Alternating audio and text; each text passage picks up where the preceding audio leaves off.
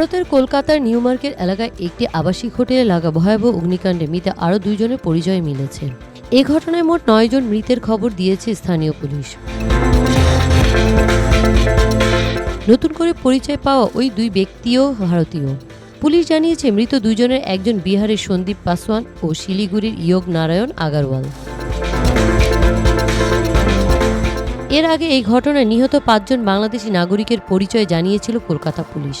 তারা হলেন কুষ্টিয়ার মোহাম্মদ আকরাম আলী, দেবাশিস দত্ত, আফসানা শারমিন ও স্বর্ণশীষ দত্ত।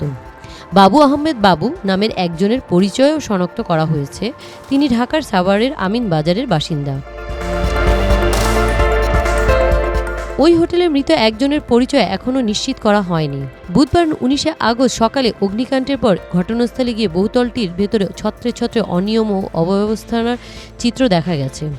5তলা ভবনটির প্রায় প্রতিটি তলাতেই ছিল সংকীর্ণ ঘর, সরু চলাচলের পথ ও পর্যাপ্ত অগ্নি নিরাপত্তা ব্যবস্থা না থাকার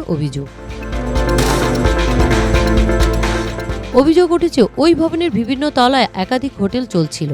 প্রতিটি তলাতেই ছোট ছোট কক্ষ তৈরি করে আবাসিকদের থাকার ব্যবস্থা করা হয়েছিল।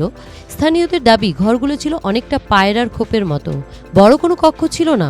প্রতিটি তলায় একাধিক শীতাতপ নিয়ন্ত্রিত যন্ত্র চলত বলেও জানা গেছে। সবচেয়ে বড় প্রশ্ন উঠেছে ভবনটির অগ্নি নিরাপত্তা ব্যবস্থা নিয়ে। CIP TV Bangla news desk.